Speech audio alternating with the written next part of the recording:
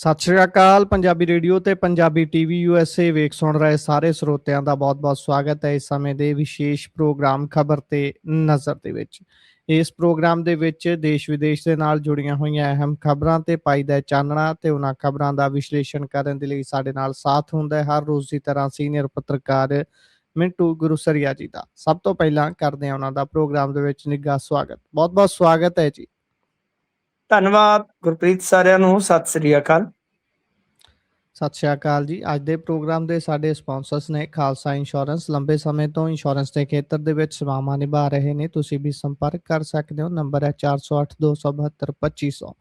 ਟਿਰਕਿਆਣਾ immigration ਲਾ firm. ਜੇ ਟਿਰਕਿਆਣਾ ਹੋਣਾ ਨਾਲ ਸੰਪਰਕ ਕਰ ਸਕਦੇ ਹੋ ਕਿਸੇ ਵੀ ਤਰ੍ਹਾਂ ਦੀ ਇਮੀਗ੍ਰੇਸ਼ਨ ਦੇ ਬਾਬਤ ਸਲਾਹ ਮਸ਼ਵਰਾ ਕਰਨ ਦੇ ਲਈ। Krishan Dhanota, Yuba City, Baljinder Singh Nijjar, Woodland. GN lube ਵਾਲੇ ਟਰੱਕ ਵਾਸ਼ ਕਰਦੇ ਨੇ, ਆਇਲ ਚੇਂਜ ਕਰਦੇ ਨੇ, ਏਅਰ ਬ੍ਰੇਕਸ ਦਾ ਕੰਮ ਤਸੱਲੀ ਬਖਸ਼ ਕਰਦੇ ਨੇ। ਤੁਸੀਂ ਇਹਨਾਂ ਦੇ ਕੋਲੋਂ ਨਵੇਂ ਪੁਰਾਣੇ ਟਾਇਰ ਵੀ ਖਰੀਦ ਸਕਦੇ ਹੋ। ਲੋਕੇਸ਼ਨ ਸੈਂਟਾ ਨੇਲਾ ਦੀ ਹੈ। ਨਿੰਮਾ ਸਹੂਤਾ ਹੋਣਾ ਦਾ ਨੰਬਰ ਹੈ 209-277-0113। Jaswinder Singh Nagra, Roswell, Avtar Singh Sangha, Yuba City, Baldev Singh Kang, Yuba City. ਬਹੁਤ ਬਹੁਤ ਧੰਨਵਾਦ ਹੈ ਇਹਨਾਂ ਸਾਰੇ ਸਪਾਂਸਰਸ ਦਾ। ਰੁੱਖ ਹੁਣ ਖਬਰਾਂ ਦਾ ਕਰਦੇ ਹਾਂ। ਮਿੰਟੂ ਜੀ, ਖਬਰਾਂ ਦੇ ਵੱਲ ਆਈਏ ਤਾਂ ਸਭ ਤੋਂ ਪਹਿਲਾਂ ਗੱਲ ਸੁਖਪਾਲ ਖਹਿਰਾ ਹੋਣਾ ਦੀ। ਸੁਖਪਾਲ ਖਹਿਰਾ ਦਾ ਦਾਅਵਾ ਹੈ ਕਿ 3 ਕਰੋੜ ਚ ਆਈ ਰਿਪੋਰਟ। ਇਹ ਕੀ ਮਾਜਰਾ ਹੈ ਜੀ ਸਾਰਾ? ਉਹੀ ਮਾਜਰਾ ਹੈ ਗੁਰਪ੍ਰੀਤ, ਜਿਹਦੇ ਵਿੱਚ ਹਫਤਾ ਲੰਘ ਚੱਲਿਆ ਜੀ। ਬਈ ਦੇਖੋ, ਵੀਡੀਓ ਵਾਲਾ ਵਿਵਾਦ ਆਪਾਂ ਪਹਿਲਾਂ ਹੀ ਕਿਹਾ ਸੀਗਾ ਕਿ ਨਹੀਂ ਮੁੱਕਣਾ। ਇਹ ਤੇ ਪਾਣੀ ਚ ਮਧਾਣੀ ਤੇ ਰੇੜਕਾ, ਕਿਉਂਕਿ ਦੋਹਾਂ ਪਾਸਿਆਂ ਤੋਂ ਜੇ ਵੇਖੀਏ ਤੇ ਦਲੀਲਾਂ ਦੀ ਵਰਖਾ ਹੋ ਰਹੀ ਆ। ਅੱਜ ਸੁਖਪਾਲ ਸਿੰਘ ਖਹਿਰਾ ਹੋਰਾਂ ਨੇ ਦਾਅਵਾ ਕੀਤਾ ਹੈ ਕਿ 3 ਕਰੋੜ ਦੇ ਵਿੱਚ ਇਹ ਜਿਹੜੀ ਹੈ ਉਹ ਰਿਪੋਰਟ ਬਣਵਾਈ ਗਈ ਆ। ਜਿਹੜੀ ਕਿ ਆਮ ਆਦਮੀ ਪਾਰਟੀ ਵੱਲੋਂ ਜਨਤਕ ਕੀਤੀ ਗਈ। ਫਿਰ ਉਹਨਾਂ ਨੇ ਨੁਕਤਾ ਇਹ ਵੀ ਉਠਾਇਆ ਕਿ ਪੇਜ 1 ਆ, ਪਰ ਉਹਦੇ ਚੋਂ ਚੌਥਾ ਕਿ 5ਵਾਂ ਨੰਬਰ ਤੱਕ ਸਾਰਾ ਕੁਝ ਗੁਪਤ ਆ, ਸਾਰਾ ਕੁਝ ਯਾਨੀ ਛਾਇਆ ਨਹੀਂ ਹੈ, ਬਲਕਿ 6ਵੇਂ ਨੰਬਰ ਤੋਂ ਸਟਾਰਟਿੰਗ ਹੁੰਦੀ। ਇਹ ਵੀ ਵੈਲਿਡ ਪੁਆਇੰਟ ਆ। ਹੁਣ ਦੂਜੇ ਪਾਸੇ ਜੇ ਤੁਸੀਂ ਵੇਖੋਗੇ ਤੇ ਕੱਲੀ ਇਹਨਾਂ ਵਾਸਤੇ ਸਮੱਸਿਆ ਕਾਂਗਰਸ ਨਹੀਂ ਹੈ। ਸੁਖਬੀਰ ਸਿੰਘ ਬਾਦਲ ਤੇ ਅਪੀਲ ਕਰ ਰਹੇ ਆ ਕਿ ਇਹਦੇ ਖਿਲਾਫ, ਵੀਡੀਓ ਦੇ ਖਿਲਾਫ ਧਰਮੀ ਯੁੱਧ ਮੋਰਚਾ ਸਟਾਰਟ ਕਰ ਦਿੱਤਾ ਜਾਵੇ। ਗੁਰਪ੍ਰੀਤ, ਕਿੱਡੀ ਵੱਡੀ ਗੱਲ ਹੈ। ਦੇਖੋ ਆਈਓ ਨਹੀਂ, ਜੇ ਤੁਸੀਂ ਵੇਖੋਗੇ ਗੁਰਪ੍ਰੀਤ, ਸੋਸ਼ਲ ਮੀਡੀਆ ਤੇ ਆਪਾਂ ਦੇਖਦੇ ਪਏ ਆ ਕਿ ਬਹੁਤ ਔਖਾ ਹੋ ਰਿਹਾ ਆਮ ਆਦਮੀ ਪਾਰਟੀ ਨੂੰ ਇਹਦਾ ਕੱਟ ਕਰਨਾ। ਅੱਛਾ, ਇੱਕ ਇੰਟਰਸਟਿੰਗ ਚੀਜ਼ ਤੁਸੀਂ ਨੋਟ ਕੀਤੀ ਹੋਣੀ ਹੈ, ਬੜੇ ਤੇਜ਼ ਤਰਾਰ ਪੱਤਰਕਾਰ ਹੋ, ਕਿ ਕੋਈ ਵੀ ਗੁਰਸਿੱਖ ਬੰਦਾ ਆਮ ਆਦਮੀ ਪਾਰਟੀ ਦਾ ਸਰਕਾਰ ਚੋਂ ਇਹਨਾਂ ਦੇ ਡਿਫੈਂਸ ਚ ਨਹੀਂ ਆਇਆ। ਇੰਟਰਸਟਿੰਗ ਹੈ, ਬਿਲਕੁਲ ਇੰਟਰਸਟਿੰਗ ਹੈ। ਕਿਉਂਕਿ ਬਲਤੇਜ ਪੰਨੂ, ਸੀਮਾ ਸਾਹਿਬ, ਅਮਨ ਅਰੋੜਾ, ਚਲੋ ਮੈਂ ਹਿੰਦੂ ਸਿੱਖ ਚ ਨਹੀਂ ਜਾਵਾਂਗਾ, ਪਰ ਗੁਰਸਿੱਖ ਦੇ ਤੌਰ ਤੇ ਆਪਾਂ ਕਹੀਏ, ਕਿਉਂਕਿ ਇਹਨਾਂ ਦੀ ਸਰਕਾਰ ਚ ਦਰਜਨ ਦੇ ਕਰੀਬ ਗੁਰਸਿੱਖ ਨੇ। ਔਰ ਤੁਹਾਨੂੰ ਯਾਦ ਹੋਏਗਾ ਨਿੱਜਰ ਸਾਹਿਬ ਤੇ ਚੀਫ ਖਾਲਸਾ ਦੀਵਾਨ ਦੇ ਹੈਡ ਨੇ ਇਸ ਟਾਈਮ ਜੀ। ਸਪੀਕਰ ਸੰਧਵਾ ਸਾਹਿਬ ਵੀ ਗੁਰਸਿੱਖ ਨੇ, ਯਾਦ ਰਹੇ। ਤਾਂ ਮਤਲਬ ਕਿ ਕੋਈ ਵੀ ਗੁਰਸਿੱਖ ਇਹਨਾਂ ਦੀ ਹਮਾਇਤ ਤੇ ਨਹੀਂ ਆਇਆ। ਇਹ ਬੜਾ ਵੈਲਿਡ ਤੇ ਬੜਾ ਵਜ਼ਨਦਾਰ ਪੁਆਇੰਟ ਬਣ ਜਾਂਦਾ ਜੇ ਆਪਾਂ ਇਸ ਬਿਹਾਰ ਤੇ ਗੱਲ ਕਰੀਏ। ਹੁਣ ਅੱਗੇ ਆ ਜਾਈਏ। ਕੱਲ ਤੋਂ ਜਿਹੜੇ ਭਾਜਪਾ ਦੇ ਕੌਮੀ ਪ੍ਰੈਜ਼ੀਡੈਂਟ ਆ ਮਿਸਟਰ ਨਵੀਨ, ਉਹ ਵੀ ਆ ਰਹੇ ਆ। ਉਹਨਾਂ ਨੇ ਜਾਣਾ ਸ੍ਰੀ ਅਕਾਲ ਤਖਤ ਸਾਹਿਬ, ਜਾਂ ਸੌਰੀ ਦਰਬਾਰ ਸਾਹਿਬ, ਸ੍ਰੀ ਦਰਬਾਰ ਸਾਹਿਬ। ਸ੍ਰੀ ਦਰਬਾਰ ਸਾਹਿਬ ਜਦੋਂ ਨਤਮਸਤਕ ਹੋਣਗੇ, ਜ਼ਾਰਾ ਜੀ ਗੱਲ ਹੈ, ਜਿਹੜੇ ਤੁਹਾਡੇ ਵਰਗੇ ਪੱਤਰਕਾਰ ਨੇ ਫੀਲਡ ਦੇ ਵਿੱਚ ਜਾਂਦੇ ਨੇ, ਉਹ ਉਹਨਾਂ ਕੋਲੋਂ ਇਸ ਸੰਦਰਭ ਚ ਸਵਾਲ ਕਰਨਗੇ ਜੀ। ਜਿਸ ਤਰ੍ਹਾਂ ਹੀ ਉਹ ਸਵਾਲ ਦਾ ਜਵਾਬ ਦੇਣਗੇ, ਕੁਝ ਵੀ ਦੇਣਗੇ, ਉਹ ਡਿਫਰੈਂਟ ਸਟੋਰੀ ਹੈ ਕਿ ਕੱਲ ਨੂੰ ਕੀ ਜਵਾਬ ਦਿੰਦੇ ਆ। ਪਰ ਜੇ ਮੰਨ ਲਓ ਉਹਨਾਂ ਨੇ ਮੰਜੀ ਠੋਕ ਦਿੱਤੀ, ਜਿਵੇਂ ਕਿ ਭਾਜਪਾ ਦੀ ਲਾਈਨ ਆ ਕਿ ਜਿਸ ਤਰ੍ਹਾਂ ਹੁਣ ਆਪਾਂ ਵੇਖ ਰਹੇ ਹਾਂ, ਕੇਵਲ ਸਿੰਘ ਢਿੱਲੋਂ ਨੇ ਤੇ ਇੱਥੋਂ ਤੱਕ ਕਹਿ ਦਿੱਤਾ ਕਿ ਸਾਡਾ ਕੋਈ ਮੰਤਰੀ ਇਹਨਾਂ ਮਿਲੇਗਾ ਹੀ ਨਹੀਂ। ਰਾਜਪਾਲ ਤੱਕ ਗੱਲ ਪਹੁੰਚੀ ਪਈ ਆ। ਜੇ ਇਸ ਪ੍ਰਕਾਰ ਦੀ ਕੋਈ ਉਹਨਾਂ ਨੇ ਅੱਗੋਂ ਆਨਸਰਿੰਗ ਕਰ ਦਿੱਤੀ, ਲੈਟਸ ਸਪੋਜ਼, ਤਾਂ ਤੁਸੀਂ ਦੇਖੋ ਕਿੱਡੀ ਵੱਡੀ ਖਬਰ ਬਣ ਜਾਏਗੀ।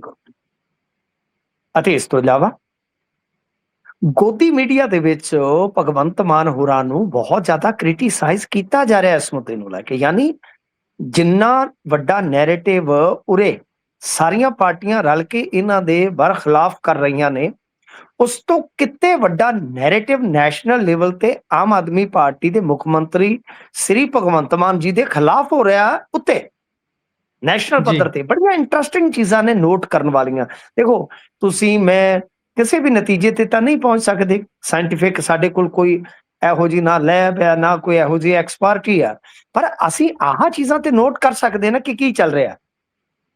ਬਿਲਕੁਲ ਇਹ ਬੜੀ ਵੱਡੀ ਗੱਲ ਆ ਕਿ ਭਗਵੰਤ ਮਾਨ ਹੋਰਾਂ ਦਾ ਜਿਹੜਾ ਤੰਤਰ ਹੈ ਉਹ ਉੱਥੋਂ ਤੱਕ ਨਹੀਂ ਪਹੁੰਚ ਪਾ ਰਿਹਾ, ਬਲਕਿ ਗੋਦੀ ਮੀਡੀਆ ਤੇ ਧੱਸ ਕੱਢ ਰਿਹਾ। ਉਹ ਤੇ ਬਹੁਤ ਜੀ ਵੱਡੇ ਪੱਧਰ ਤੇ ਪ੍ਰਚਾਰ ਕਰ ਰਹੇ ਨੇ ਇਹਨਾਂ ਦੇ ਖਿਲਾਫ। ਤੇ ਅੱਜ ਤੁਸੀਂ ਇੱਕ ਚੀਜ਼ ਹੋਰ ਦੇਖ ਲਓ, ਬੜੀ ਇੰਟਰਸਟਿੰਗ ਹੈ ਉਹ ਵੀ। ਮੈਂ ਤੁਹਾਨੂੰ ਸਿਰਫ ਯਾਨੀ ਔਨ ਦਾ ਰਿਕਾਰਡ ਜਿਹੜੀਆਂ ਪੋਲੀਟੀਕਲ ਗਤੀਵਿਧੀਆਂ ਹੁੰਦੀਆਂ ਨੇ ਉਹਦੇ ਤੇ ਕੇਂਦਰਿਤ ਕਰਦਾ ਹੈ, ਕਿਉਂਕਿ ਆਡੀਅנס ਸਭ ਜਾਣਦੀ ਹੈ, ਆਡੀਅנס ਨੂੰ ਸਭ ਪਤਾ ਹੈ, ਤੇ ਆਪੋ ਆਪਣਾ ਮਤਲਬ ਕਿ ਨਜ਼ਰੀਆ ਬਣਾਉਣ ਲਈ ਸਾਰੇ ਹੀ ਆਜ਼ਾਦ ਨੇ। ਅੱਛਾ, ਅੱਜ ਮਨਪ੍ਰੀਤ ਸਿੰਘ ਇਆਲੀ ਨੇ ਇੱਕ ਵੀਡੀਓ ਸਟੇਟਮੈਂਟ ਜਾਰੀ ਕੀਤਾ।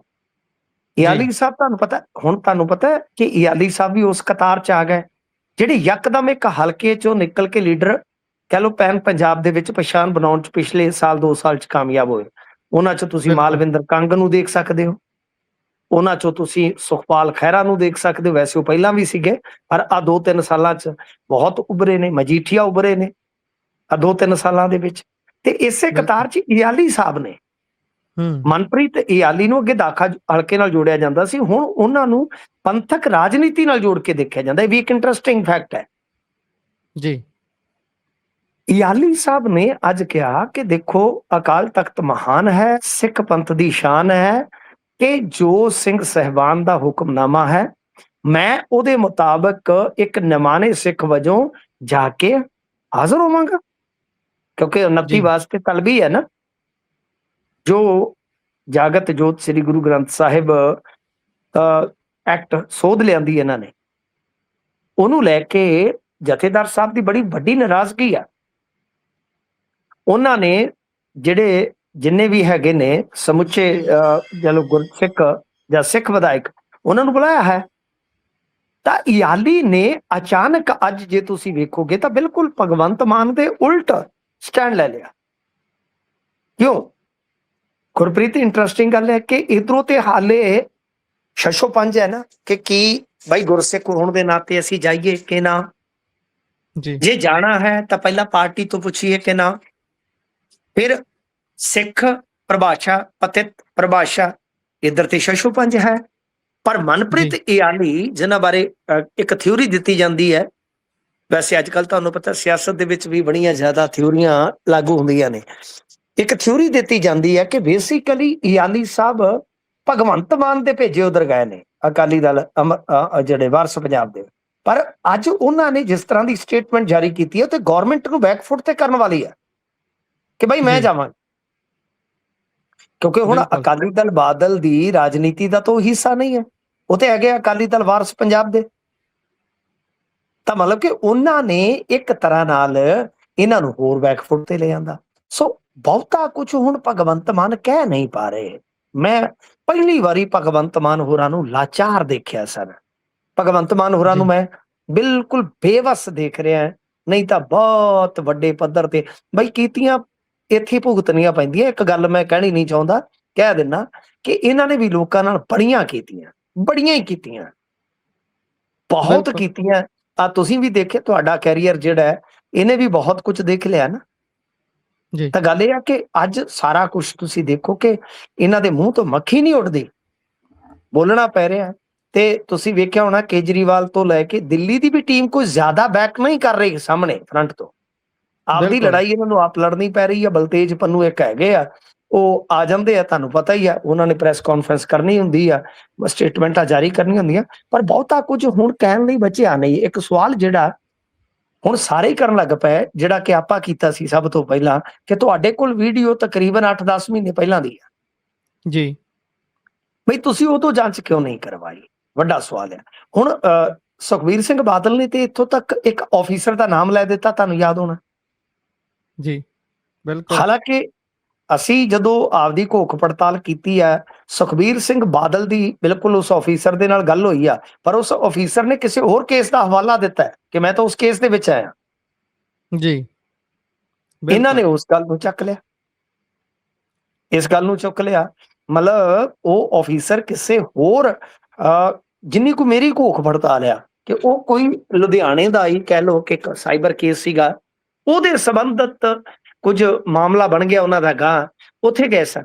ਤਾਂ ਸੁਖਬੀਰ ਸਿੰਘ ਬਾਦਲ ਨੇ ਵੀ ਐਤਕੀ ਬਹੁਤ ਤੇਜ਼ੀ ਨਾਲ ਨੈਰੇਟਿਵ ਬੁਣਿਆ ਜੀ, ਇਹ ਵੀ ਇੱਕ ਇੰਟਰਸਟਿੰਗ ਫੈਕਟ ਆ। ਤਾਂ ਖੈਰ ਜੇ ਆਪਾਂ ਵੇਖੀਏ ਬੁਰੀ ਤਰ੍ਹਾਂ ਘਿਰੇ ਨੇ, ਇੱਕ ਵੀਡੀਓ ਨੇ ਐਸਾ ਫਸਾਇਆ ਭਗਵੰਤ ਮਾਨ ਹੋਰਾਂ ਨੂੰ ਕਿ ਗੇਰ ਨਿਕਲੇ ਪਏ ਆ। ਕੋਈ ਬਹੁਤਾ ਕੁਝ ਹੁਣ ਸਫਾਈ ਦੇ ਵਿੱਚ ਹੈ ਨਹੀਂ, ਇੱਕੋ ਗੱਲ ਕਹੀ ਜਾ ਰਹੇ ਆ। ਤੁਹਾਨੂੰ ਯਾਦ ਹੋਣਾ, ਮੈਂ ਤੁਹਾਨੂੰ ਨਾ ਇੱਕ ਘਟਨਾ ਚੇਤੇ ਕਰਵਾਉਂਦਾ, ਜੀ ਇੰਟਰਸਟਿੰਗ ਹੋਏਗੀ ਤੁਹਾਡੇ ਲਈ, ਹੋ ਸਕਦਾ ਕਿ ਉਹ ਪਤਾ ਹੋਵੇ ਤੁਹਾਨੂੰ।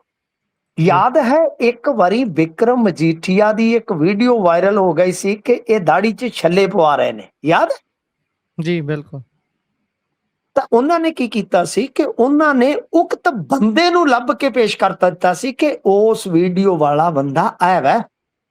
ਜੀ ਯਾਦ ਹੈ ਤੁਹਾਨੂੰ? ਮਤਲਬ ਕਿ ਇੱਕੋ ਇੱਕ ਟਾਸਕ ਇਹਨਾਂ ਦੇ ਕੋਲ ਬਚਿਆ ਕਿ ਜੇ ਉਹ ਬੰਦਾ ਕੋਈ ਹੋਰ ਹੈ, ਐਕਟ ਕਰ ਰਿਹਾ ਹੈ, ਉਹ ਕਰੈਕਟਰ ਕੋਈ ਹੋਰ ਹੈ, ਤਾਂ ਉਸ ਨੂੰ ਜਨਤਕ ਕੀਤਾ ਜਾਵੇ, ਉਸ ਨੂੰ ਸਾਹਮਣੇ ਲਿਆਂਦਾ ਜਾਵੇ। ਤਾਂ ਗੱਲ ਜਾਂ ਦਾਰੋਮਦਾਰ ਸਾਰੀ ਇਹਨਾਂ ਦੇ ਮੋਢਿਆਂ ਤੇ ਹੀ ਟਿਕ ਗਈ ਹੈ ਕਿ ਖੁਦ ਨੂੰ ਸਾਬਤ ਕਰੋ ਤੇ ਅੱਗੇ ਵਧੋ। ਬਿਲਕੁਲ ਬਿਲਕੁਲ। ਵੈਸੇ ਵੀ ਇਹ ਕੋਰ ਮੁੱਦਿਆਂ ਤੋਂ ਪਾਸੇ ਭੱਜ ਕੇ ਬਹੁਤ ਖੁਸ਼ ਹੁੰਦੇ ਨੇ ਸਾਰੇ ਦੇ ਸਾਰੇ ਲੀਡਰ। ਇੱਥੇ ਤਾਂ ਕਹਿੰਦੇ ਨੇ ਅਸੀਂ ਵੀ ਵੱਡੇ ਸੰਘਰਸ਼ ਕਰਾਂਗੇ, ਪਰ ਜਿਹੜੇ ਪੰਜਾਬ ਦੇ ਹੋਰ ਹਜ਼ਾਰਾਂ ਇਹੋ ਜਿਹੇ ਮਸਲੇ ਨੇ ਜਿਨ੍ਹਾਂ ਦੇ ਨਾਲ ਪੰਜਾਬ ਜੂਝ ਰਿਹਾ ਹੈ, ਤੇ ਨਾ ਉਹਨਾਂ ਤੇ ਜੇ ਗੱਲ ਕੀਤੀ ਤਾਂ ਪੰਜਾਬ ਹੋਰ ਧੱਸਦਾ ਜਾਂਦਾ ਹੈ ਉਹਨਾਂ ਮੁਸੀਬਤਾਂ 'ਚ, ਉਹਨਾਂ ਤੇ ਕਿਸੇ ਨੇ ਮੂੰਹ ਨਹੀਂ ਖੋਲ੍ਹਣਾ। ਪਰ ਇਸ ਵਾਰ ਮੇਰੇ ਖਿਆਲ ਦੇ ਨਾਲ ਗੁਰਪ੍ਰੀਤ ਭਗਵੰਤ ਮਾਨ ਉਲਟ ਸੋਚ ਰਹੇ ਹੋਣਗੇ ਕਿ ਹੁਣ ਯਕਦਮ ਰਾਜਨੀਤੀ ਘੁੰਮ ਕੇ ਅਸਲ ਮੁੱਦਿਆਂ ਤੇ ਆ ਜਾਵੇ ਤੇ ਉਹ ਵੀ ਠੀਕ ਰਹੇਗਾ। ਬਿਲਕੁਲ, ਹੁਣ ਸ਼ਾਇਦ ਚਲੋ ਇਸ ਬਹਾਨੇ ਹੀ ਆ ਜਾਣ, ਆਉਣ ਤਾਂ ਸਹੀ ਭਾਈ, ਕੰਮ ਦੀ ਗੱਲ ਤਾਂ ਕਰਨ। ਖੈਰ ਚਲੋ ਕਿਸੇ ਬਹਾਨੇ ਸਾਨੂੰ ਯਾਦ ਤਾਂ ਕਰਦੀ ਹੋਵੇਗੀ। ਜੀ ਬਿਲਕੁਲ।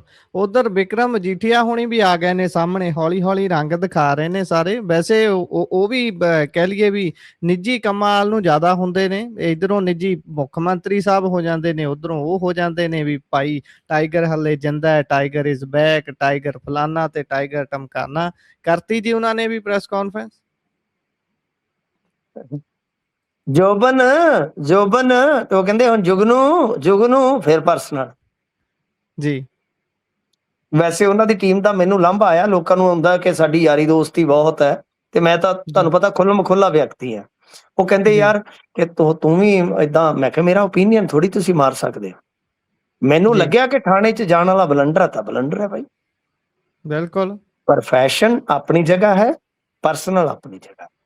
ਤਾਂ ਖੈਰ ਬਈ ਗੱਲ ਇਹ ਆ ਗੁਰਪ੍ਰੀਤ ਕਿ ਅੱਜ ਇਹਨਾਂ ਨੇ ਪ੍ਰੈਸ ਕਾਨਫਰੰਸ ਜਿਹੜੀ ਕੀਤੀ ਆ ਨਾ, ਪ੍ਰੈਸ ਕਾਨਫਰੰਸ ਦੇ ਵਿੱਚ ਜੇ ਤੁਸੀਂ ਵੇਖੋਗੇ ਤਾਂ ਇਹਨਾਂ ਨੇ ਉਹ ਮਾਮਲਾ ਖੋਲ੍ਹਿਆ। ਹਾਲਾਂਕਿ ਪਰਸਨਲ ਗਏ ਨੇ, ਬਿਲਕੁਲ ਤੁਹਾਡੀ ਗੱਲ ਸਹੀ ਹੈ ਕਿ ਜੋਬਨ ਨੂੰ ਤੁਹਾਨੂੰ ਪਤਾ ਨਾ ਉਹਨਾਂ ਨੇ ਰੀਲਾਂ ਬਣਾਈਆਂ ਸੀਗੀਆਂ ਆਮ ਆਦਮੀ ਪਾਰਟੀ ਵਾਲਿਆਂ ਨੇ, ਜੋਬਨ ਤੇ ਬਾਅਦ ਦੇ ਵਿੱਚ ਇਹਨਾਂ ਨੇ ਅੱਜ ਜਿਸ ਤਰ੍ਹਾਂ ਉਸੇ ਅੰਦਾਜ਼ ਦੇ ਵਿੱਚ ਆਵਾਜ਼ਾਂ ਮਾਰੀਆਂ ਕਿ ਜੁਗਨੂ ਵੀ ਖਾਂਦੇ ਪੀਂਦੇ, ਖਾਸ ਤੌਰ ਤੇ ਪੀਂਦੇ ਤੈਨੂੰ ਮਜੀਠੀਆ ਹੀ ਚੇਤੇ ਆਉਂਦਾ। ਵਾਕਿਆ ਪਰਸਨਲ ਗਏ ਨੇ। ਪਰ ਇਹਨਾਂ ਨੇ ਅੱਜ ਇੱਕ ਗੱਲ ਖੋਲ ਕੇ ਦੱਸੀ ਆ ਕਿ ਜਿਹੜਾ ਜੋਬਨ ਫੜਿਆ ਗਿਆ ਸੀਗਾ ਜੀ, ਤੇ ਉਹਦੀ ਫੋਟੋ ਜਿਹੜੀ ਵਾਇਰਲ ਕੀਤੀ ਗਈ ਸੀ, ਉਹ ਫੋਟੋ ਵਾਇਰਲ ਡੀਐਸਪੀ ਨੇ ਕੀਤੀ ਸੀ। ਫਸਟ ਸੈਕਿੰਡ ਕਿ ਜੋਬਨ ਨੂੰ ਪਹਿਲਾਂ ਵੀ ਇੱਕ 307 ਦੇ ਕੇਸ ਦੇ ਵਿੱਚ ਚੁੱਕਿਆ ਗਿਆ, ਫਸਾਇਆ ਗਿਆ। ਉਦੋਂ ਤੋਂ ਪਹਿਲਾਂ ਉਹਨੂੰ ਐਸਐਚਓ ਨਾਮ ਲਿਆ ਉਹਨਾਂ ਨੇ, ਮੈਨੂੰ ਨਾਮ ਵਿਸਰ ਗਿਆ, ਕਿ ਚੁੱਕ ਕੇ ਉਹਨੇ ਕਿਹਾ ਕਿ ਜਾਂ ਤਾਂ ਆਮ ਆਦਮੀ ਪਾਰਟੀ ਜੁਆਇਨ ਕਰ ਲਾ ਤੇ ਜਾਂ ਤੈਨੂੰ 307 ਦੇ ਕੇਸ 'ਚ ਅਸੀਂ ਪਾਵਾਂਗੇ। ਉਹ ਕਹਿੰਦੇ ਕਿ ਬਕਾਇਦਾ ਤਲਵੀਰ ਸਿੰਘ ਨਾਲ ਗੱਲ ਕਰਵਾਈ ਗਈ। ਇੰਟਰਸਟਿੰਗ ਹੈ, ਉਹਨਾਂ ਨੇ ਜਦੋਂ ਸਾਫ਼ ਕਹਿ ਦਿੱਤਾ ਜੋਬਨ ਸਿੰਘ ਹੋਰਾਂ ਨੇ ਕਿ ਮੈਂ ਆਪਦੀ ਪਾਰਟੀ ਨਹੀਂ ਛੱਡਾਂਗਾ, ਤਾਂ ਫਿਰ ਉਹਨਾਂ ਨੂੰ 307 ਦੇ ਕੇਸ ਦੇ ਵਿੱਚ ਕਹਿੰਦੇ ਕਿ ਨੋਮੀਨੇਟ ਕੀਤਾ ਗਿਆ ਉਸ ਨੌਜਵਾਨ ਜੀ, ਤੇ ਬਾਅਦ ਦੇ ਵਿੱਚ ਅਦਾਲਤ ਨੇ ਬਾਇਜ਼ਤ ਬਰੀ ਕਰ ਦਿੱਤਾ 2-2.5 ਮਹੀਨਿਆਂ ਬਾਅਦ, ਕਿ ਸ਼ਾਇਦ 5 ਮਹੀਨਿਆਂ।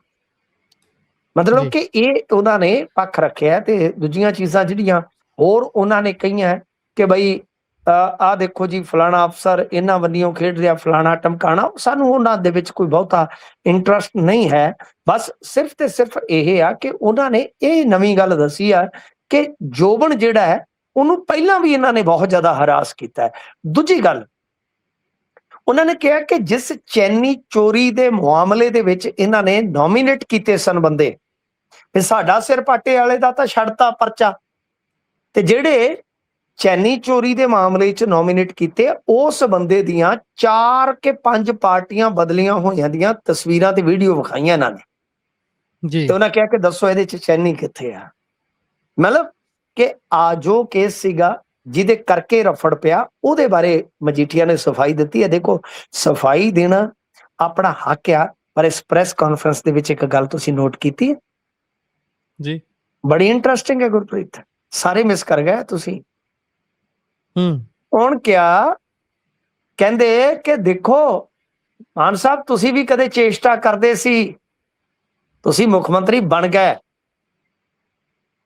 ਮਨ ਮੇਰਾ ਵੀ ਕਰਦਾ, ਮੈਂ ਵੀ ਸੋਚਦਾ, ਤੇ ਜਦੋਂ ਕਿਤੇ ਹੋ ਗਿਆ ਕੰਮ ਫੇਰ ਦੱਸੂਗਾ ਤੈਨੂੰ। ਮਤਲਬ ਮਜੀਠੀਆ ਨੇ ਅੱਜ ਪਤਾ ਨਹੀਂ ਕਿਵੇਂ ਆਪਣੇ ਅੰਦਰ ਦੀ ਜੋ ਵਿਜ਼ੂਲਾਈਜੇਸ਼ਨ ਹੈ, ਵਿਜ਼ੂਲਾਈਜੇਸ਼ਨ ਹੁੰਦੀ ਹੈ ਨਾ ਇੱਕ, ਜੀ ਜੀ ਉਹਨੂੰ ਪ੍ਰਗਟਾ ਦਿੱਤਾ ਕਿ ਮੁੱਖ ਮੰਤਰੀ ਬਣਨ ਦਾ ਸੁਪਨਾ ਉਹਨਾਂ ਦੇ ਅੰਦਰ ਪਲ ਰਿਹਾ ਹੈ। ਇਹ ਪਤਾ ਨਹੀਂ ਸੁਖਬੀਰ ਸਿੰਘ ਬਾਦਲ ਨੇ ਗੱਲ ਨੋਟ ਕੀਤੀ ਹੈ ਕਿ ਨਹੀਂ ਕੀਤੀ। ਜੇ ਨਹੀਂ ਕੀਤੀ ਤੇ ਮੇਰੇ ਖਿਆਲ ਦੇ ਨਾਲ ਉਹਨਾਂ ਦੀ ਟੀਮ ਨੂੰ ਜਿਹੜੀ ਤਨਖਾਹ ਵਗੈਰਾ ਜਾਂਦੀ ਹੈ, ਉਹਨਾਂ ਨੂੰ ਸੋਚ ਲੈਣਾ ਚਾਹੀਦਾ ਕਿ ਦੇਖ ਲਓ ਕਾਰਗਰ ਹੈ ਕਿ ਨਹੀਂ, ਕਿ ਮਜੀਠੀਆ ਦੇ ਅੰਦਰ ਦੀ ਚਾਹਤ ਅੱਜ ਬਾਹਰ ਆ ਗਈ ਆ, ਕਿ ਜਿਵੇਂ ਤੁਸੀਂ ਵਿਜ਼ੂਲਾਈਜ਼ ਕਰਦੇ ਸੀਗੇ ਮੁੱਖ ਮੰਤਰੀ ਦੇ ਅਹੁਦੇ ਵਾਸਤੇ, ਤਾਂ ਮੇਰੇ ਵੀ ਮਨ ਦੇ ਵਿੱਚ ਹੈ, ਕੋਈ ਨਹੀਂ ਜੇ ਸੱਚੇ ਪਾਤਸ਼ਾਹ, ਫਿਰ ਉਹ ਗੱਲ ਘੁਮਾ ਜਾਂਦੇ ਆ। ਇੰਟਰਸਟਿੰਗ ਕਿ ਮੇਰਾ ਰੱਬ ਤੇ ਬਹੁਤ ਭਰੋਸਾ ਹੈ, ਜੇ ਕਿਤੇ ਪੂਰੀਆਂ ਕਰ ਦਿੱਤਾ ਸੁਪਨਾ ਤੇ ਫਿਰ ਦੇਖਾਂਗਾ। ਯਾਨੀ ਅੱਜ ਇਹ ਇੰਟਰਸਟਿੰਗ ਗੱਲ ਉਹਨਾਂ ਨੇ ਪ੍ਰਗਟ ਕੀਤੀ ਹੈ। ਬਿਲਕੁਲ ਬਿਲਕੁਲ। ਇਸ ਤੋਂ ਅੱਗੇ ਚੱਲੀਏ ਤਾਂ ਉਧਰ ਮਲਹੋਤਰਾ ਦੇ ਫੂਕੇ ਗਏ ਨੇ ਪੁਤਲੇ ਜੀ। ਦੇਖੋ, ਮਲਹੋਤਰਾ ਭਾਜਪਾ ਇਕਾਈ ਜਿਹੜੀ ਚੰਡੀਗੜ੍ਹ ਵਾਲੀ ਹੈ, ਯੂਟੀ ਵਾਲੀ ਆ, ਉਹਦੇ ਹੈਡ ਆ। ਇਹਨਾਂ ਨੇ ਆਖਿਆ ਸੀਗਾ ਕਿ ਪੰਜਾਬੀ ਇਮੋਸ਼ਨਲੀ ਬਲੱਡੀ ਫੂਲ ਹੁੰਦੇ। ਹੁਣ ਦੇਖੋ, ਮੈਨੂੰ ਇਹਨਾਂ ਬਹੁਤੇ ਸ਼ਬਦਾਂ ਦੇ ਅਰਥ ਤੇ ਨਹੀਂ ਪਤਾ, ਪਰ ਇਹ ਤੇ ਪਤਾ ਹੈ ਨਾ ਕਿ ਫੂਲ ਬੇਵਕੂਫ, ਇਮੋਸ਼ਨਲ ਭਾਵੁਕ, ਬਲੱਡੀ ਇੱਕ ਸ਼ਬਦ ਜਿਹੜਾ ਨਕਾਰਾਤਮਕ ਹੁੰਦਾ, ਮੈਨੂੰ ਇੰਨਾ ਕੁ ਪਤਾ ਜੀ। ਯਾਨੀ ਇਸ ਸਾਰੇ ਸੈਂਟੈਂਸ ਦੀ ਲਾ ਲਓ, ਵਾਕ ਦੀ ਲਾ ਲਓ, ਜੋ ਪਰਿਭਾਸ਼ਾ ਬਣਦੀ ਉਹ ਨਕਾਰਾਤਮਕ ਹੀ ਬਣਦੀ ਹੈ ਨਾ। ਮੈਨੂੰ ਕਰੈਕਟ ਕਰ ਦਿਓ ਜੇ ਮੈਂ ਗਲਤ ਹੈ ਜੀ। ਇਹਦੇ ਤੇ ਬਹੁਤ ਵੱਡਾ ਵਿਵਾਦ ਹੋ ਗਿਆ। ਰਾਜਾ ਵੜਿੰਗ ਨੇ ਉਹਨਾਂ ਦੀ ਵੀਡੀਓ ਪੋਸਟ ਕਰ ਦਿੱਤੀ। ਉਸ ਤੋਂ ਬਾਅਦ ਲੋਕਾਂ ਨੇ ਨਿਸ਼ਾਨੇ ਤੇ ਲੈ ਲਿਆ ਈਵਨ ਦੈਟ ਕਿ ਤਨਾਸ ਤੋਂ ਇੱਕ ਨਾ ਸੰਧੂ ਸਾਹਿਬ ਭਾਜਪਾ ਦੇ ਕਾਉਂਸਲਰ ਆ, ਮੈਂ ਉਹਨਾਂ ਨੂੰ ਜਾਣਦਾ, ਬੜੇ ਅੱਛੇ ਇਨਸਾਨ ਨੇ, ਭਾਜਪਾ ਦੇ। ਉਹ ਤਾਂ ਖੁੱਲ ਕੇ ਵਿਰੋਧ ਚ ਆ ਗਏ, ਬੜੇ ਗੁੱਸੇ ਚ। ਉਹਨਾਂ ਆਖਿਆ ਸ਼ਰਮ ਕਰੋ, ਜਾਂ ਤਾਂ ਮਾਫੀ ਮੰਗੋ, ਅਦਰਵਾਈਜ਼ ਮੈਂ ਪ੍ਰਧਾਨ ਮੰਤਰੀ ਤੱਕ ਨੂੰ ਖਤ ਲਿਖੂੰਗਾ ਜੀ। ਫੇਰ ਮਲਹੋਤਰਾ ਨੂੰ ਸਾਹਮਣੇ ਆਉਣਾ ਪਿਆ, ਸਪਸ਼ਟੀਕਰਨ ਦੇਣਾ ਪਿਆ ਕਿ ਜੀ ਮੇਰੇ ਸੰਦਰਭ ਨੂੰ ਅੱਧ ਅਧੂਰਾ ਗੁੰਮਰਾਹਕੁਨ ਤਰੀਕੇ ਨਾਲ ਪੇਸ਼ ਕੀਤਾ ਗਿਆ, ਇਹ ਹੈ, ਉਹ ਹੈ, ਫਲਾਹ ਹੈ, ਟਮਕਾ ਹੈ। ਪਰ ਉਦੋਂ ਤੱਕ ਚਿੜੀਆਂ ਖੇਤ ਚੁੱਕ ਜਾਂਦੀਆਂ। ਹੁਣ ਇੱਕ ਪਾਸੇ ਤੇ ਭਾਜਪਾ ਇੱਧਰ ਖੀਰ ਪਕਾਉਣ ਨੂੰ ਫਿਰਦੀ ਹੈ, ਦੂਜੇ ਪਾਸੇ ਖੀਰ ਚ ਸੇਵੀਆਂ ਚ ਕਹਿ ਲਓ ਲੂਣ ਪਾਉਣ ਨੂੰ ਫਿਰਦੇ, ਜਾਂ ਸਵਾਹ ਘੱਤਣ ਨੂੰ ਫਿਰਦੇ ਆ। ਇਸ ਵਾਸਤੇ ਬਹੁਤ ਜਲਦੀ ਇਹਨੂੰ ਸਪਸ਼ਟੀਕਰਨ ਦੇਣਾ ਪਿਆ। ਤੇ ਦੂਜੇ ਪਾਸੇ ਤੁਹਾਨੂੰ ਪਤਾ ਹੀ ਆ, ਜਿਹੜੇ ਆਮ ਆਦਮੀ ਪਾਰਟੀ ਵਾਲੇ, ਇੱਕ ਨਾ ਪੰਜਾਬ ਦੇ ਵਿੱਚ ਕਹਾਵਤ ਬੋਲੀ ਜਾਂਦੀ ਆ, ਆਪਦੀਆਂ ਕੱਛ ਚ ਤੇ ਦੂਜੇ ਦੀਆਂ ਹੱਥ ਚ। ਕੀ ਜੀ? ਆਪਦੀਆਂ ਕੱਛ ਚ ਤੇ ਦੂਜੇ ਦੀਆਂ ਹੱਥ ਚ, ਮਤਲਬ ਕਿ ਦੂਜੇ ਦੀਆਂ ਗੱਲਾਂ ਉਹ ਤੇ ਨਾਲ ਦੀ ਨਾਲ ਉਹਦੇ ਤੇ ਐਕਸ਼ਨ, ਤੇ ਆਪਦੀਆਂ ਜਿਹੜੀਆਂ ਨੇ ਗਲਤੀਆਂ ਉਹਨਾਂ ਨੂੰ ਢੱਕ ਲਿਆ ਜਾਂਦਾ। ਇਹਦਾ ਭਾਵ ਅਰਥ ਆ, ਇਹਨਾਂ ਨੇ ਦੂਜਿਆਂ ਦੇ ਪੁਤਲੇ ਫੂਕਣ ਵਾਸਤੇ, ਤੇ ਸਰ ਜਿੱਦਾਂ ਤੁਹਾਨੂੰ ਪਤਾ ਹੀ ਹੈ ਨਾ, ਕੱਪੜੇ ਵਾਲੀਆਂ ਦੁਕਾਨਾਂ ਦੇ ਬਾਹਰ ਲੱਗੇ ਹੁੰਦੇ ਆ ਸਟੈਚੂ ਜੇ, ਬਿਲਕੁਲ, ਉਹ ਰਾਤ ਨੂੰ ਘੜੀਸ ਕੇ ਅੰਦਰ ਕਰ ਲੈਂਦੇ ਨੇ ਸ਼ਟਰ ਦੇ ਤੜਕੇ, ਉਹਨੂੰ ਫੇਰ ਪੁਤਲੇ ਜਿਹਨੂੰ ਮਾਰ ਕੇ ਥਾਪੀ ਕਹਿੰਦੇ ਉੱਠ ਪੁੱਤ ਘੋੜਿਆ, ਉਹਦੇ ਤੇ ਫੇਰ ਉਹ ਚਾੜ ਦਿੰਦੇ ਨੇ ਕਪੜਾ ਜਿਹਾ। ਇਹਨਾਂ ਨੇ ਉਸ ਤਰ੍ਹਾਂ ਦੇ ਰੱਖੇ ਹੋਏ ਨੇ ਪੁਤਲੇ, ਉੱਤੇ ਬਸ ਚਿਹਰਾ ਜਿਹਾ ਬਦਲਦੇ ਆ, ਮੁੱਛਾਂ ਦਾੜੀ ਜੀ ਲਾ ਕੇ ਤੇ ਫੂਕ ਦਿੰਦੇ। ਪਰ ਕਦੇ ਆਪਦੇ ਵਾਲਿਆਂ ਦਾ ਵੀ ਫੂਕ ਦਿਓ। ਕਿ ਤੀਲੀਆਂ ਮੁੱਕ ਗਈਆਂ, ਸਾਡੇ ਵਾਰੀ ਰੰਗ ਮੁੱਕੇ ਆ, ਹੋਲੀ ਗੈਰਾਂ ਨਾਲ ਖੇਡੀ ਤੂੰ ਬਥੇਰੀ, ਤੀਲੀਆਂ ਮੁੱਕ ਗਈਆਂ। ਤਾਂ ਖੈਰ ਇਹਨਾਂ ਨੇ ਪੁਤਲੇ ਫੂਕ ਦਿੱਤੇ ਆ। ਪਰ ਮੇਰੇ ਖਿਆਲ ਦੇ ਨਾਲ ਇਹਨੂੰ ਅੰਦਰੂਨੀ ਤੌਰ ਤੇ ਝਾੜ ਫਟਕਾਰ ਬਹੁਤ ਪਊਗੀ ਕਿ ਇੱਕ ਪਾਸੇ ਨਵੀਨ ਜੀ ਦਾ ਵਿਜ਼ਿਟ ਹੈ, ਭਾਜਪਾ ਤਿਆਰੀ ਕਰ ਰਹੀ ਹੈ 117 ਸੀਟਾਂ ਦੀ, ਕਿ ਤੂੰ ਬੇਸ਼ਰਮਾ ਕਿਹੜੀ ਭਾਸ਼ਾ ਬੋਲਣ ਡਿਆ। ਮੈਂ ਅੱਗੇ ਕਹਿੰਦਾ ਹੁੰਦਾ ਕਿ ਜਿਹਦੀ ਜੀਭ ਲੰਮੀ ਆ ਤਾਂ ਸਮਝ ਲਓ ਉਹ ਲੰਮੀ ਜੀਭ ਜਿਹੜੀ ਆ ਨਾ ਗੱਲ ਦਾ ਰੱਸਾ ਬਣ ਜਾਂਦੀ ਆ। ਤਾਂ ਬਿਲਕੁਲ ਕੰਟਰੋਲ 'ਚ ਰੱਖਣਾ ਚਾਹੀਦਾ। ਕਦੇ ਕਿਸੇ ਵਰਗ ਨੂੰ, ਕਦੇ ਕਿਸੇ ਬਰਾਦਰੀ ਨੂੰ, ਜਾਤ ਨੂੰ, ਸਮਾਜ ਨੂੰ, ਕਿਸੇ ਕੌਮ ਨੂੰ ਬੁਰਾ ਨਾ ਕਹੋ। ਹਾਂ, ਬੁਰਾ ਅਸੀਂ ਵੀ ਕਹਿੰਦੇ ਆ। ਕੁਝ ਬੰਦੇ ਜਿਹੜੇ ਹੁੰਦੇ ਆ ਵਿੱਚ, ਚਾਹੇ ਕੋਈ ਮਹਿਕਮੇ ਦਾ ਹੈ, ਚਾਹੇ ਕੋਈ ਕਿਸੇ ਕਿੱਤੇ ਦਾ, ਕੁਝ ਬੰਦਿਆਂ ਦੀ ਗੱਲ ਜ਼ਰੂਰ ਕੀਤੀ ਜਾ ਸਕਦੀ ਆ। ਪਰ ਤੁਸੀਂ ਕਿਸੇ ਕੌਮ, ਵਰਗ, ਸਮਾਜ ਜਾਂ ਕਿੱਤੇ ਨੂੰ ਇਦਾਂ ਸੰਬੋਧਨ ਕਰੋ ਤੇ ਮੈਂ ਉਸ ਬੰਦੇ ਨੂੰ ਬਿਲਕੁਲ ਸਿਰੇ ਦਾ ਘਟੀਆ ਇਨਸਾਨ ਹੀ ਆਖੂੰਗਾ। ਜੀ, ਬਿਲਕੁਲ। ਇਸ ਤੋਂ ਅੱਗੇ ਚੱਲੀਏ ਤਾਂ ਉਧਰ ਰਾਮ ਮੰਦਿਰ ਘਪਲੇ ਉੱਤੇ ਸੰਜੇ ਸਿੰਘ ਦਾ ਅੱਜ ਵੱਡਾ ਖੁਲਾਸਾ ਸਾਹਮਣੇ ਆਇਆ। ਉਧਰ ਅੱਜ ਵੈਸੇ ਜੋਗੀ ਹੁਣੀ ਵੀ ਪਹੁੰਚੇ ਹੋਏ ਸੀ ਉੱਥੇ ਰਾਮ ਮੰਦਿਰ। ਹਾਂ, ਯੋਗੀ ਕਹਿੰਦਾ ਕਿ ਜਿੱਥੇ 15 ਸਾਲ ਵੇਖਿਆ ਉੱਥੇ ਮੈਨੂੰ ਥੋੜੇ ਜਿਹੇ ਦਿਨ ਦੇ ਦਿਓ, ਵੇਖਿਓ ਮੈਂ ਕਿਵੇਂ ਭਮੀਰੀ ਘਮਾਉਣਾ। ਉਹ ਮੈਂ ਤੁਹਾਨੂੰ ਦੱਸ ਹੀ ਦਿੱਤਾ ਸੀ ਕਿ ਕੰਮ ਹੋਣਾ ਹੀ ਹੋਣਾ। ਜੀ, ਇਹ ਵੀ ਠਾਕਰ ਹੈ ਨਾ, ਯੋਗੀ ਵੀ ਠਾਕਰ ਹੈ। ਤੇ ਠਾਕਰਾਂ ਦੀ ਤਾਂ ਇਹਨਾਂ ਦੇ ਨਾਲ ਤੁਹਾਨੂੰ ਪਤਾ ਹੀ ਹੈ ਪਿਛਲੇ ਸਾਲ ਕਿਵੇਂ ਖੜਕੀ ਸੀਗੀ। ਖੜਕਾ ਦੜਕਾ ਹੋ ਜੂ, ਨਹੀਂ ਤੇਰੇ ਪਿੱਛੇ ਖੜਕਾ ਦੜਕਾ ਹੋ ਜੂ। ਭਾਈ ਦੇਖੋ, ਅੱਜ ਸੰਜੇ ਸਿੰਘ ਨੇ ਇੱਕ ਬੜੀ ਵੱਡੀ ਗੱਲ ਕਹੀ ਹੈ। ਸੰਜੇ ਸਿੰਘ ਵੀ ਮੈਂ ਤੁਹਾਨੂੰ ਦੱਸਣਾ ਚਾਹਾਂਗਾ ਕਿ ਯੂਪੀ ਤੋਂ ਆਉਂਦੇ ਨੇ ਜੀ। ਇਹ ਬੜੇ ਸਧਾਰਨ ਜਿਹੇ ਵਿਅਕਤੀ ਹੁੰਦੇ ਸਨ। ਮੈਂ ਇਹਨਾਂ ਨੂੰ ਪ੍ਰਚਾਰ ਕਰਦਿਆਂ ਦੇਖਿਆ, ਕਵਰ ਕੀਤਾ ਇਹਨਾਂ ਨੂੰ ਮੈਂ। ਬੜੇ ਹੀ ਸਧਾਰਨ ਵਿਅਕਤੀ ਸਨ ਤੇ ਬੜੇ ਸਿਆਣੇ ਵਿਅਕਤੀ ਸਨ ਕਿਸੇ ਟਾਈਮ। ਫਿਰ ਬਾਅਦ ਚ ਸੰਜੇ ਸਿੰਘ ਤੇ ਦੁਰਗੇਸ਼ ਪਾਠਕ ਤੇ ਤੁਹਾਨੂੰ ਪਤਾ ਪੰਜਾਬ ਚ ਕਈ ਕਿਸਮ ਦੇ ਦੋਸ਼ ਲੱਗੇ ਤੇ ਇੱਥੋਂ ਚਲੇ ਗਏ। ਨਹੀਂ ਤਾਂ ਇਹਨਾਂ ਦਾ ਪ੍ਰਚਾਰ ਬੜਾ ਧੂਆਂਧਾਰ ਹੁੰਦਾ ਸੀ। ਮੈਂ ਮਤਲਬ ਕਿ ਇਹਨਾਂ ਨੂੰ ਚੋਟੀ ਦੇ ਸਪੀਕਰਾਂ ਚੋਂ ਇੱਕ ਗਿਣਦਾ ਜਿੰਨੇ ਮੈਂ ਸੁਣੇ ਅੱਜ ਤੱਕ। ਵੈਸੇ ਮੈਂ ਤਕਰੀਬਨ ਨਾਰਥ ਇੰਡੀਆ ਦੇ ਸਾਰੇ ਨੇਤਾ ਤਗੜੇ ਕਵਰ ਕੀਤੇ ਆ।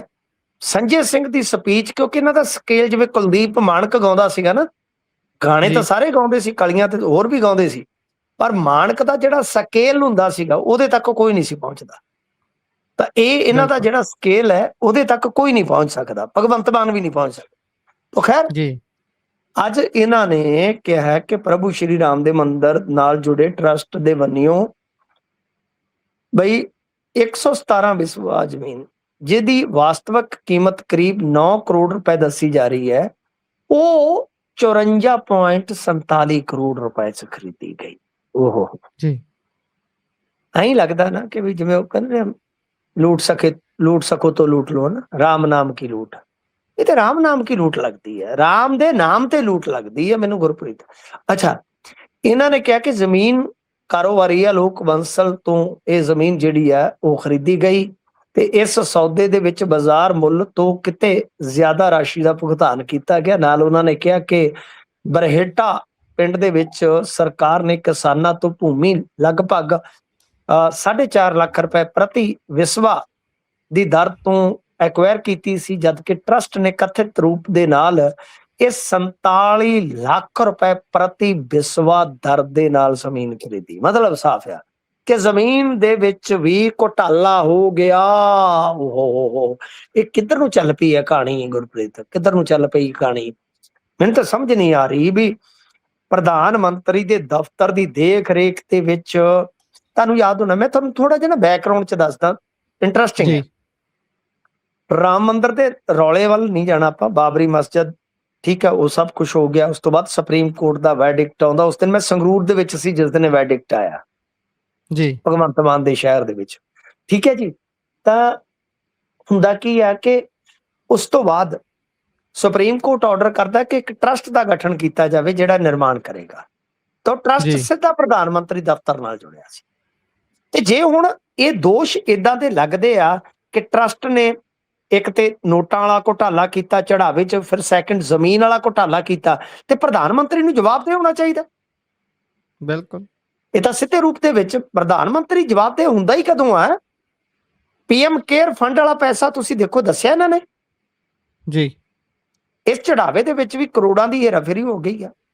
ਤਾਂ ਮੇਰੇ ਖਿਆਲ ਦੇ ਨਾਲ ਜਦੋਂ ਰਾਮ ਦੇ ਨਾਮ ਦੇ ਉੱਤੇ ਤੁਸੀਂ ਲੁੱਟ ਕਰਦੇ ਹੋ ਨਾ, ਤੁਹਾਡੇ ਬਰਬਾਦੀ ਦੇ ਦਿਨ ਬਹੁਤੇ ਦੂਰ ਨਹੀਂ ਹੁੰਦੇ ਗੁਰਪ੍ਰੀਤ। ਬੜੇ ਬੰਦੇ ਵੇਖੇ ਮੈਂ ਆਪਦੀ ਜ਼ਿੰਦਗੀ 'ਚ ਕਿ ਠੀਕ ਆ, ਪਾਵਰਫੁੱਲ ਹੋਣਗੇ, ਜੋ ਮਰਜ਼ੀ ਹੋਣਗੇ, ਪਰ ਅੰਤ ਦੇ ਵਿੱਚ ਉਹਨਾਂ ਦਾ ਖਾਧਾ ਇੱਥੇ ਨਿਕਲ ਜਾਂਦਾ ਹੈ। ਤੋ ਇਹ ਸਿੱਧੇ ਤੌਰ ਤੇ ਕਹਿ ਲਓ ਕਿ ਪ੍ਰਧਾਨ ਮੰਤਰੀ ਦੀ ਜ਼ਿੰਮੇਵਾਰੀ ਬਣਦੀ ਸੀ, ਉਹਨਾਂ ਦੀ ਦੇਖ ਰੇਖ ਬਣਦੀ ਸੀ। ਤੇ ਜਿਹੜਾ ਜ਼ਮੀਨ ਘੁਟਾਲਾ ਹੈ, ਸੰਜੇ ਸਿੰਘ ਬਿਲਕੁਲ ਠੀਕ ਕਹਿ ਰਹੇ ਨੇ, ਮੈਂ ਸਹਿਮਤ ਹਾਂ ਇਹਨਾਂ ਦੇ ਨਾਲ, ਕਿਉਂਕਿ ਮੇਰੀ ਆਦਤ ਹੈ ਇਹ ਨਹੀਂ ਕਿ ਆਮ ਆਦਮੀ ਪਾਰਟੀ ਦਾ ਕੋਈ ਬੋਲ ਰਿਹਾ ਤੇ ਮੈਂ ਅੰਨ੍ਹੇਵਾਹ ਉਹਦੀ ਮੁਖਾਲਫਤ ਕਰਾਂ। ਕਿਉਂ? ਕਿਉਂਕਿ ਇਹੋ ਜਿਹੀਆਂ ਰਿਪੋਰਟਾਂ ਵਾਇਰ ਵਰਗੇ ਜਿਹੜੇ ਪੱਤਰਕਾਰ ਨੇ ਉਹ ਪਹਿਲਾਂ ਹੀ ਛਾਇਆ ਕਰ ਚੁੱਕੇ ਨੇ, ਬਹੁਤ ਪਹਿਲਾਂ ਹੀ। ਬਿਲਕੁਲ ਬਿਲਕੁਲ। ਇਸ ਤੋਂ ਅੱਗੇ ਜੇਕਰ ਚਲੀਏ ਤਾਂ SIR ਕਰਕੇ ਤਬਾਦਲਿਆਂ ਤੇ ਰੋਕ ਲੱਗਣਾ ਇੱਕ ਵਿਵਾਦ ਦਾ ਵਿਸ਼ਾ ਬਣ ਗਿਆ। ਹਾਂਜੀ, ਦੇਖੋ ਇਹਨਾਂ ਨੇ ਕੀ ਕੀਤਾ ਕਿ ਜਿਹੜੇ ਸਰਕਲ ਸੁਪਰਵਾਈਜ਼ਰ ਹੈ ਜਾਂ BLO ਆ, ਉਹਨਾਂ ਦੀ ਬਦਲੀ ਤੇ ਰੋਕ ਲਾ ਦਿੱਤੀ ਆ। ਬੜਾ ਇੰਟਰਸਟਿੰਗ ਮਾਮਲਾ ਹੈ। ਅੱਜ ਸਾਰੀਆਂ ਖਬਰਾਂ 'ਚ ਕਿਤੇ ਨਾ ਕਿਤੇ ਇੰਟਰਸਟਿੰਗ ਸ਼ਬਦ ਬਹੁਤ ਆ ਰਿਹਾ। ਜਿਵੇਂ ਨਿਰਮਲ ਬਾਬਾ ਕਹਿੰਦਾ ਸੀਗਾ ਨਾ ਕਿ ਸਮੋਸੇ ਬਹੁਤ ਆ ਰਹੇ ਹੈ, ਕਿਰਪਾ ਯਹੀਂ पे रुकी हो। ਉਹ ਨਿਰਮਲ ਬਾਬਾ ਵੀ ਮੁੜ ਕੇ ਤੁਹਾਨੂੰ ਪਤਾ ਹੀ ਆ, ਉਸਤਾਦ ਹੀ ਨਿਕਲਿਆ ਉਹ ਵੀ। ਤੋ ਖੈਰ, ਪੰਜਾਬ ਸਕੂਲ ਸਿੱਖਿਆ ਡਿਪਾਰਟਮੈਂਟ ਸੈਕੰਡਰੀ ਨੇ ਮਤਲਬ ਰਾਜ ਸਰਕਾਰ ਦੇ ਸਕੂਲਾਂ ਦੇ ਅਧਿਆਪਕ ਤੇ ਜਿਹੜੇ ਨਾਨ ਟੀਚਿੰਗ ਸਟਾਫ ਹੈ ਉਹਨਾਂ ਦੇ ਜਨਰਲ ਟ੍ਰਾਂਸਫਰ ਪ੍ਰਕਿਰਿਆ ਦੇ ਵਿੱਚ ਆਦੇਸ਼ ਜਾਰੀ ਕਰ ਦਿੱਤਾ ਕਿ SIR ਕਰਕੇ BLO ਬੂਥ ਲੈਵਲ ਆਫੀਸਰ ਤੇ ਸੈਕਟਰ ਸੁਪਰਵਾਈਜ਼ਰ ਜਿਹੜੇ ਆ ਉਹਨਾਂ ਦੀ ਬਦਲੀ ਤੇ ਰੋਕ ਲਾਈ ਜਾ। ਹੁਣ ਦੇਖੋ, ਬੜਾ ਸਿੰਪਲ ਹੈ, ਤੁਹਾਡੀ ਡਿਊਟੀ ਲੱਗੀ ਆ BLO ਦੇ ਤੌਰ ਤੇ ਜੀ, ਤੇ ਸਾਲ ਦੇ ਵਿੱਚ ਇੱਕ ਵਾਰੀ ਜਰਨਲ ਭਰਤੀਆਂ ਦੀ ਜਿਹੜੀ ਹੈ ਜਰਨਲ ਬਦਲੀਆਂ ਦੀ ਪ੍ਰਕਿਰਿਆ ਸ਼ੁਰੂ ਹੁੰਦੀ ਹੈ, ਪਰ ਉਹਨਾਂ ਨੇ ਤੁਹਾਨੂੰ ਇਸ ਪ੍ਰਕਿਰਿਆ ਤੋਂ ਹੀ ਪਰੇ ਰੱਖ ਦਿੱਤਾ। ਕਿਉਂ? ਕਿਉਂਕਿ SIR ਕਿ ਇੱਕ BLO ਹੁਣ ਮੰਨ ਲਓ ਗੁਰਪ੍ਰੀਤ BLO ਹੈ ਹੁਸ਼ਿਆਰਪੁਰ ਦੇ ਕਿਸੇ ਪਿੰਡ ਦਾ ਜਾਂ ਜਲੰਧਰ ਦੇ ਕਿਸੇ ਪਿੰਡ ਦਾ, ਪਰ ਉਹ ਇੱਥੇ ਆਪਦੇ ਘਰ ਤੋਂ 100 ਕਿਲੋਮੀਟਰ ਜਾਂ 150 200 ਕਿਲੋਮੀਟਰ ਦੂਰ ਤੈਨਾਤ ਹੈ। ਹੁਣ ਕਹਿੰਦੇ ਕਿ ਤੂੰ ਹੱਕਦਾਰ ਹੋਣ ਦੇ ਬਾਵਜੂਦ ਵੀ ਬਦਲੀ ਨਹੀਂ ਲੈ ਸਕੇਗਾ ਕਿਉਂਕਿ SIR ਕਰਨੀ ਜੀ। ਪਰ ਜਿਹੜੀ ਜਰਨਲ ਇਹ ਪ੍ਰਕਿਰਿਆ ਹੈ ਬਦਲੀਆਂ ਦੀ, ਤਾਂ ਉਹ ਬਦਲੀਆਂ ਤਾਂ ਨਿਸ਼ਚਿਤ ਤੌਰ ਤੇ ਆਪਾਂ ਨੂੰ ਪਤਾ ਹੈ 30 ਜੂਨ ਤੱਕ ਹੋਣਗੀਆਂ। ਉਸ ਤੋਂ ਬਾਅਦ ਉਹਨਾਂ ਦਾ ਕੀ ਬਣੇਗਾ? ਮਤਲਬ ਕਿ ਮੁੜ ਕੇ ਕੀ ਉਹ 1 ਸਾਲ ਹੋਰ ਸਜ਼ਾ ਭੁਗਤਣਗੇ? ਇਹ ਮੈਂ ਤੁਹਾਡੀ ਮਿਸਾਲ ਦੇ ਕੇ ਸਮਝਾਇਆ। ਸੋ ਇਸ ਕਰਕੇ DTF ਜੋ ਡੈਮੋਕ੍ਰੈਟਿਕ ਟੀਚਰਸ ਫਰੰਟ ਹੈ ਉਸਨੇ ਇਹਦੇ ਖਿਲਾਫ ਮੋਰਚਾ ਖੋਲ ਦਿੱਤਾ ਹੈ। ਉਹਨਾਂ ਨੇ ਕਿਹਾ ਕਿ ਇਹ ਬਹੁਤ ਗਲਤ ਆ ਤੇ ਇਹਦੇ ਵਾਸਤੇ DO ਜ਼ਿੰਮੇਵਾਰ ਹੋਣਗੇ। ਦੇਖੋ, ਜਿਹੜਾ ਅਧਿਆਪਕ ਹੈ ਨਾ, ਜੇ ਪੂਰੇ ਇੰਡੀਆ ਦੇ ਵਿੱਚ ਸਭ ਤੋਂ ਤੰਗ ਅਧਿਆਪਕ ਕਿਤੇ ਹੈਗਾ ਤੇ ਉਹ ਪੰਜਾਬ ਦੇ ਵਿੱਚ ਆ। ਤੇ ਕਿਹਦੇ ਰਾਜ ਦੇ ਵਿੱਚ ਆ ਤੰਗ? ਮਾਸਟਰ ਦੇ ਮੁੰਡੇ ਦਾ ਰਾਜ ਆ, ਮਾਸਟਰ ਮਹਿੰਦਰ ਦੇ ਮੁੰਡੇ ਦਾ ਰਾਜ ਆ। ਤੋ ਖੈਰ, ਇਹ ਹੈ ਇੱਥੋਂ ਦੀ ਕਹਾਣੀ ਸਰ, ਕਿ ਵਿਚਾਰਿਆਂ ਨੇ 1 ਸਾਲ ਪਤਾ ਨਹੀਂ ਕਿਵੇਂ ਬਤਾਇਆ ਹੁੰਦਾ, ਉਦੋਂ ਬਾਅਦ ਆਸ ਵੱਜਦੀ ਆ। ਹੁਣ ਉਹਨਾਂ ਦਾ ਤਬਾਦਲਾ ਰੋਕ ਦਿੱਤਾ ਕਿ ਭਾਈ BLO ਨੇ ਜਿਹੜਾ ਜੇ ਤਬਾਦਲਾ ਲੈਣਾ ਵੀ ਆ, ਮੈਨੂੰ ਦੱਸੋ ਕਿ ਰਿਕਾਰਡ ਉਹਨੇ ਸਿਰ ਤੇ ਚੱਕ ਕੇ ਲੈ ਜਾਣਾ? ਰਿਕਾਰਡ ਤਾਂ ਆਨਲਾਈਨ ਹੈ ਸਾਰਾ ਕੁਝ, ਜਿਹੜਾ ਦੂਜਾ ਆ ਜਾਏਗਾ ਉਹ ਆਪੇ ਉਹਨੂੰ ਸੰਭਾਲ ਲਵੇਗਾ। ਜੀ, ਤੇ ਇਸ ਤੋਂ ਅੱਗੇ ਚਲੀਏ ਤਾਂ ਗੱਲ ਕਾਂਗਰਸ ਦੀ ਕਰਦੇ ਹਾਂ। ਕਾਂਗਰਸ ਆਪਣੇ ਵੱਲੋਂ ਤਾਂ ਕੋਸ਼ਿਸ਼ ਕਰ ਰਹੀ ਹੈ ਵੀ ਆਪਾਂ ਪੈਰਾਂ ਸਿਰ ਹੋ ਕੇ 27 ਦੀਆਂ ਤਿਆਰੀਆਂ ਕਰੀਏ, ਪਰ ਪਤਾ ਨਹੀਂ ਕਿੱਥੇ ਉਲਝੇ ਹੋਏ ਨੇ। ਉਧਰੋਂ ਦਿੱਲੀ ਵੱਲੋਂ ਵੀ ਕਹਿੰਦੇ 3 ਬੰਦਿਆਂ ਦੀ ਟੀਮ ਆਉਣੀ ਹੈ, ਟੀਮ ਫਿਰ ਉੱਥੇ ਹੀ ਰੁਕ ਗਈ, ਕਹਿੰਦੇ ਤੁਸੀਂ ਸਾਰੇ ਇੱਧਰ ਨੂੰ ਆ ਜਾਓ। ਤੇ ਹੁਣ ਸੀਟ ਟੂ ਸੀਟ ਮਾਰਕਿੰਗ ਚੱਲ ਰਹੀ ਹੈ। ਦੇਖੋ, ਸੀਟ ਟੂ ਸੀਟ ਮਾਰਕਿੰਗ ਤੇ ਮਾਮਲਾ ਤੇ ਇਹਨਾਂ ਦਾ ਚੱਲ ਰਿਹਾ ਹੈ। ਸੀਟ ਟੂ ਸੀਟ ਮਾਰਕਿੰਗ ਦਾ ਪਤਾ ਕੀ ਮਤਲਬ ਹੈ ਗੁਰਪ੍ਰੀਤ? ਕਿ ਜਿੱਦਾਂ ਦੇਖੋ ਵੀ ਜਿੱਥੋਂ ਜਿੱਤੇ ਆ ਉਹ ਹੋ ਗਿਆ, ਫਿਰ ਜਿੱਥੇ ਕਮਜ਼ੋਰ ਆ ਉਹ ਹੋ ਗਿਆ, ਜਿੱਥੇ ਤੁਹਾਡੇ ਆਪਣੇ ਕਹਿ ਲਓ ਕਿ ਹਲਕਾ ਇੰਚਾਰਜ ਵਗੈਰਾ ਜਿਹੜੇ ਆ ਉਹ ਐਕਟਿਵ ਨਹੀਂ ਉਹ ਹੋ ਗਏ, ਜਿੱਥੇ ਸੈਕਿੰਡ ਆਏ ਉਹ ਹੈਗੇ। ਇਹਨੂੰ ਸੀਟ ਟੂ ਸੀਟ ਮਾਰਕਿੰਗ ਕਹਿੰਦੇ ਆ ਕਿ ਉਹਦੇ ਹਿਸਾਬ ਨਾਲ ਤੁਸੀਂ ਰਣਨੀਤੀ ਤਿਆਰ ਕਰ ਲਓ। ਤੇ ਉਸ ਤੋਂ ਬਾਅਦ ਹੁਣ ਇਹਨਾਂ ਨੇ ਜਿਹੜੀ ਫੀਡਬੈਕ ਲਈ ਉਹਦਾ ਜਿਹੜਾ ਫਰੇਮਵਰਕ ਆ ਪੂਰਾ ਹੈ, ਰੋਡ ਮੈਪ ਤਿਆਰ ਆ, ਤੇ ਉਸ ਤੋਂ ਬਾਅਦ ਇਹ ਖੜਗੇ ਸਾਹਿਬ ਕੋਲ ਚਲੇ ਜਾਣੀ ਆ, ਰਾਹੁਲ ਸਾਹਿਬ ਕੋਲ ਚਲੇ ਜਾਣੀ। ਉਸ ਤੋਂ ਬਾਅਦ 1 ਹਫ਼ਤੇ ਦੇ ਅੰਦਰ ਅੰਦਰ ਮੈਕਸਿਮਮ ਮੈਨੂੰ ਲੱਗਦਾ ਕਿ ਫੈਸਲਾ ਲੈ ਲੈਣਗੇ। ਪਰ ਫੈਸਲਾ ਲੈਣ ਦੇ ਵਿੱਚ ਇੱਕ ਅੜਚਨ ਹੈ, ਬ੍ਰੇਕਿੰਗ ਹੈ ਤੁਹਾਡੇ ਵਾਸਤੇ, ਕਿ ਟਸਲ ਪੈ ਗਈ ਆ। ਰਾਜਾ ਵੜਿੰਗ ਹਟਣ ਵਾਸਤੇ ਤਿਆਰ ਨੇ, ਜੋ ਮੇਰੇ ਕੋਲ ਜਾਣਕਾਰੀ ਆ, ਔਰ ਬੜੇ ਉੱਚ ਪੱਧਰੀ ਸੂਤਰ ਹੁੰਦੇ ਆਪਣੇ, ਮੈਂ ਕਦੇ ਉਹ ਨਹੀਂ ਕਿਹਾ। ਤਾਂ ਮੇਰੇ ਸੂਤਰ ਨੇ, ਤੁਹਾਡੇ ਨਾਲ ਮੈਂ ਲੇਟ ਇਸੇ ਕਰਕੇ ਜੁੜਿਆ, ਮੇਰੀ ਗੱਲ ਚੱਲ ਰਹੀ ਸੀਗੀ, ਅੱਜ ਤੁਹਾਨੂੰ ਵੇਟ ਵੀ ਕਰਨਾ ਪਿਆ ਹੋਵੇਗਾ 5-7 ਮਿੰਟ, ਤੁਹਾਨੂੰ ਯਾਦ ਹੋਣਾ ਮੇਰੀ ਕਾਲ ਨਹੀਂ ਲੱਗੀ ਜੀ। ਤਾਂ ਉਸ ਵੇਲੇ ਮੈਂ ਗੱਲ ਹੀ ਕਰ ਰਿਹਾ ਸੀਗਾ, ਤਾਂ ਉਹ ਸੂਤਰ ਦੱਸ ਰਿਹਾ, ਮੇਰਾ ਸੋਰਸ ਦੱਸ ਰਿਹਾ ਕਿ ਅਸਲ ਦੇ ਵਿੱਚ ਰਾਜਾ ਵੜਿੰਗ ਨੂੰ ਕੋਈ ਪ੍ਰੋਬਲਮ ਨਹੀਂ ਹੈ। ਰਾਜਾ ਵੜਿੰਗ ਬਾਰੇ ਮੈਂ ਤੁਹਾਨੂੰ ਦੱਸ ਦਿਆਂ ਕਿ ਉਹ ਤਿਆਰ ਨੇ, ਲੋਕਲ ਪੋਲਿਟਿਕਸ ਵੀ ਜਾਂ ਕੌਮੀ ਪੋਲਿਟਿਕਸ 'ਚ ਵੀ ਜਾਣਗੇ, ਤਾਂ ਉਹਨਾਂ ਨੂੰ ਕੋਈ ਦਿੱਕਤ ਨਹੀਂ ਹੈਗੀ। ਦਿੱਕਤ ਆ ਗਈ ਹੈ 2 ਬੰਦਿਆਂ ਤੇ, ਸਨੀ ਸਾਹਿਬ ਵਰਸਜ ਰੰਧਾਵਾ ਸਾਹਿਬ। ਇਹ ਦੋ ਬੰਦੇ ਜਿਹੜੇ ਆ ਉਹ ਆਪਸ ਦੇ ਵਿੱਚ ਕਹਿ ਲਓ ਇਸ ਵੇਲੇ ਮੁਕਾਬਲੇਬਾਜ਼ ਬਣ ਗਏ। ਉਹ ਕਹਿੰਦੇ ਕਿ ਮੈਂ ਹੱਕਦਾਰ ਆ ਵੀ ਮੈਨੂੰ ਨੰਬਰਦਾਰੀ ਮਿਲਣੀ ਚਾਹੀਦੀ, ਉਹ ਕਹਿੰਦੇ ਮੈਨੂੰ ਨੰਬਰਦਾਰੀ। ਇੱਥੇ ਆ ਕੇ ਇੱਕ ਬੜੀ ਵੱਡੀ ਅੜਚਣ ਤੇ ਦੁਬਿਧਾ ਹਾਈ ਕਮਾਂਡ ਦੇ ਸਾਹਮਣੇ ਹੈ ਜੀ। ਇਸੇ ਦੇ ਨਾਲ ਪ੍ਰੋਗਰਾਮ ਦਾ ਸਮਾਂ ਇੱਥੇ ਹੀ ਸਮਾਪਤ ਹੁੰਦਾ ਹੈ। ਤੁਸੀਂ ਜੁੜੇ ਜਾਣਕਾਰੀਆਂ ਸਾਂਝੀਆਂ ਕੀਤੀਆਂ, ਬਹੁਤ ਬਹੁਤ ਧੰਨਵਾਦ ਜੀ। ਧੰਨਵਾਦ।